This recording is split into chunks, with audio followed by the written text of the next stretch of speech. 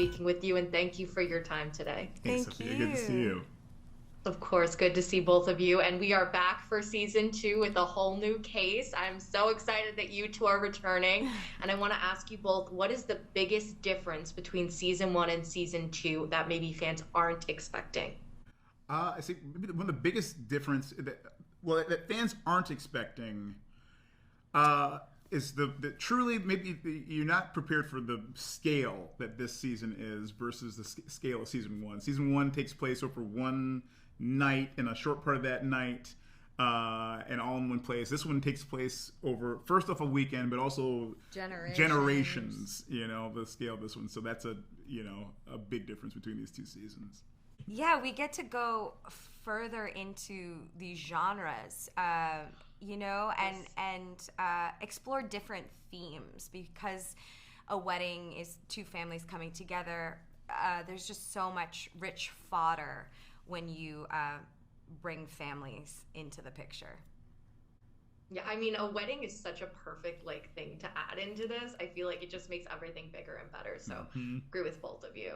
And you two are just so wonderful. I've had a pleasure of speaking with you multiple times, and I'm curious, do you have a favorite filming memory with each other? Because it's always so fun speaking with you two. That's so nice. It is so nice. Really, I look forward to it every time I see you guys. I'm like, I gotta talk to him again. It's so that nice. moves me. Me too. I mean, any chance I get to do any sort of scene with Zoe, I'm always just bouncing off the walls. Yeah.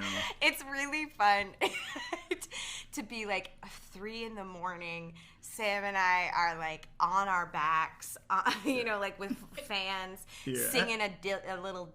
I was gonna say a duty, but a little ditty. A little ditty. Sometimes about duty. Sometimes about duty. Talking about food, talking about just real mundane things, and being super silly, and it's great. Food is always the top. You gotta have that 3 a.m. snack, right? Oh, always. Yeah, we're always sharing too. Yeah, it's right, how is that? Okay, well I got you one of these. Let me try this one. Yeah. Always. Well, I am manifesting a season 3. I hope I'm not the only one, but I'm ready for more of this. So I'm curious, which genres that we haven't gotten to see yet would you love in a season 3 for your characters? I would love to be in a Western. Yeah. Good one. Would be space. A space epic. Like an Apollo 13? I would say Star Wars. Oh, okay, right. Oh, yes. Space Saga. That's what I'm looking for. Wow. Yeah. I mean, if we're coming back for season 3, we need to just keep getting bigger and better. So those two are right there. And which episode are you most excited for fans to see? Whether it's just something that you feel like the answers are going to be really satisfying, or just a favorite scene or a favorite thing to see come to life, anything like that. Which stands out? I think there's some good info that comes out in Jane Austen episode. I also, we got to wear wigs and elaborate costumes and speak in this heightened, reserved way. That was so fun. Yeah, I'm truly excited for people to see the 10th episode finale, because I think the plane has landed very well, and to kind of it's a treat if you followed along every episode. It's a really reward if you try to solve the mystery, because you can solve it. You can solve it. But I don't know about that, Sam. I haven't solved. I'm not good at solving it. I try. I know. I'm with you. You're not alone. Yeah, but you can. It's not impossible. You solve it? Me and Zoe are on the same page, but did you solve it? This one I did not solve. Season 1, he did not. Season 1 I solved. Sam and I also do escape rooms together, and he's our only chance of ever getting out of the room. So he's really good. Oh my gosh! You had to mention my favorite thing. I love doing escape rooms. I love them. Thank you both so much for your time. It's a real pleasure every time, and I appreciate it. Congrats on this season. Thank you. Thank you. Hi, Ken. Hi, John. Sophia Soto with the Nerds of Color. Huge fan of both of you, and I really appreciate your time today. Thank you for speaking with me. Thank you. Thank you. Congrats on this show. I really loved seeing you both in these roles. And to start off, I want to ask you a fun question. Which genre or lens would you personally want the story of your life to be told through? I'll have to give some thought. Jonathan, please go ahead. Violent gangster film. Oh man, that was mine. Yeah. All right. Start with a stabbing. Yeah. Yeah. That's great. Lord of the Rings, Middle Earth, fantasy. Want the eye of Sauron looking at me. Go, hey, I got my eye on you. That's my life.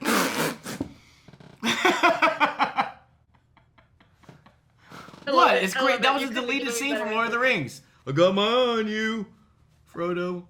I was like, you got it, coach. Thank you for those answers. Thank you. And I'm curious, obviously this is a murder mystery and fans are going to be trying to pay attention to see who the murderer is. What should they be paying attention to? What can you tease for me about what they should be noticing? I mean, with the Afterparty, well, season 1 was my favorite show last year. And myself and my wife's. And so just being like a devoted fan of the show, there's so many things to watch within the genre, within the Mind movie. It's like these clues have clues, you know? And that's the thing, when you rewatch, I've actually rewatched season 1 of the Afterparty, and like on Zoe's animated episode, there were clues from within that gave you more answers on the second viewing. They have layered this so much, and it's so rewatchable on so many levels. I would say if you're looking for clues and you're tempted to pause and zoom in on something, if you're tempted to do that and you think, I'm overthinking this, I would say you're not overthinking it. And you might find out that Anna Kunkel is really the murderer. And I have to ask you now, talking about season 1, did you two guess who the killer was for season 1? And did you guess who the killer was in the script? I don't know if you got all the scripts at once, but when you were reading it, did you make guesses? I make guesses all the time in life and season, and I'm wrong in all of them, whether murder mystery or not. I'm guessing it's a yellow light. I'm guessing, should talk to me about on the 101 on side roads. It was, to me, my wife has this amazing ability in murder mysteries of, like, Knives Out, the first one, she got the killer. I was like, what? Really? And I was mocking her. I was making fun of her, like, watching it. And I was like, wrong again, honey, and, like, got it right. You're abusive. Verbally abusive. I said, Ho, literally, her last name is Ho, which is French for honey. And my Netflix special name, You Complete Me Ho, which is a love letter saying Ho, honey. So to me, it was a love letter, and it was just something I wanted to share with the nerds of color. Thank you. You're welcome. Thank you. It's an exclusive right here. It's an exclusive. I got my eye on you. I got all these. You gotta follow her when she makes the guesses. I do. Her. It's funny when I know I'm sidetracking right now, but when we do watch movies, if you ever interview, she will tell you this to be absolutely true. We watched Inception years ago in the theater, and I'm so dense and dumb. I couldn't follow a single thing. I had to go on Wikipedia to watch some of the and literally, I had to have Tran explain me when I couldn't even understand the Wikipedia part. I wish I was kidding. It's like, that's how smart she is. Amazing. John, before we wrap, anything for you? I know John's mortified. He said, I thought you were a doctor, dude. He was an incredible diagnostician. We knew who the killer was in season 2, starting out. In season 1, I guessed all over the place except the correct guess. But I get flown wherever the wind takes me, with those clues. Me too. Listen, we're all on the same page. We all are on the same page. Thank you both so much again for the laughs and the wonderful answers. I appreciate it. So wonderful speaking with you. Cheers. Thank you. Thank you. Hi, Tiffany. Hi, Zach. Sophia Soda with the Nerds of Color. Huge fan of both of you, and I really appreciate your time today. Thank you so much for speaking with me. Thank you. Thank you. course. Congrats on season 2. And Zach, you were such a wonderful addition to this cast. Tiffany, I'm so glad you're returning. To start off, I want to ask, which genre or lens would you want the story of your life to be told through? Old literary pornography. Like, not visual, like erotic fiction from the 19th century. Oh, I like that. I would want... I'm sorry. It's been a long... Am I out of order to say I would want my life story to be told in the form of a black exploitation film saving all of Hollywood? No. You mean like... Because that's how I be feeling sometimes. Sometimes I feel like I got a gun and I'm kicking the door open with no shirt on. Hello. It definitely full bush. Definitely full bush. The sound sync is just like a little bit off. A little bit off. Hey, sucker! Who you think you talking to, turkey? That's my life. Yeah, I'm a fan that always tries to kind of guess who the killer is, especially if it's a murder mystery. I'm curious for both of you, did you find yourself guessing along the way when you received the scripts? Or, Tiffany, obviously we're in season 1. Did you guess who the killer was in season 1? And what should fans be paying attention to guess the killer? Okay, so in season 1, I did not know who the killer was at all until we were shooting the dang scene, because I didn't get the final script for the episode until like maybe a day or 2 before, and then I was being a little bit lazy because I was tired, so I didn't learn my lines till that morning, and I was like, oh dang, that's who did it. Like, I was like in complete shock. But this time I was doing my work, my due diligence, and I could not figure out who it was until I got to the last bit, and I was like, whoa, okay, I was completely wrong. And I would say pay attention to the dartboard in the office. Oh, I love that. Love that. Spoiler. Zach, what about you? Well, I'm going to give you the hot scoop for your viewers and readers, etc. I will tell them who the killer is, and this season it is osteoporosis. It's one of the few murder mysteries where it's an internal ailment that fells the victim. And she turns diagnostician in the end, and she solves it. Calcium deficiencies. At first, when I was reading it, I thought maybe you killed yourself. I thought your character killed himself. I was like, the character killed himself in the love of his life. We going out together. That's what I thought. Oh. That's what I was thinking. I was like, because of how quirky he was, and like, like, I'm going to give her all this. But then I'm like, he didn't do the paperwork, though. He didn't do the paperwork to leave it to her. So then I was just a little, yeah.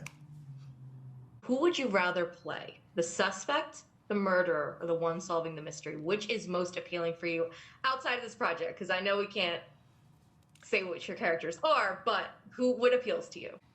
I would love to. I don't want to be anybody's victim, so I would love to be the investigator. And I would like to be the murderer. I think that'd be fun to play a murderer. I would like that. I've heard the villain is fun to play. I've heard that multiple times. It's very fun to play the villain. It usually is. I went on a date years ago with a woman who was really into true crime podcasts. And I said, what is it about true crime that appeals to you? Is it do you feel more identified with the victim? You're trying to learn how to not be murdered? Is it more the kind of aggression of the murderer? And she went, it's that. And I said, oh. I thought it was fascinating. I was like, do you know how you would murder me? And she was like, boom, she had it all ready to go. She was like, that was your last day, correct?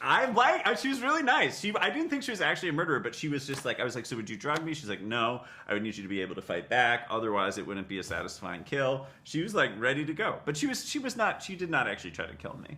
But she probably would have a year into the relationship. Tiffany's got that right. She was really nice. Yeah. Most murderers are very nice. Get you nice and comfortable so they can slash that ass. No, If somebody's just like, they super into it, I'm watching. Run the other way. Mm-hmm.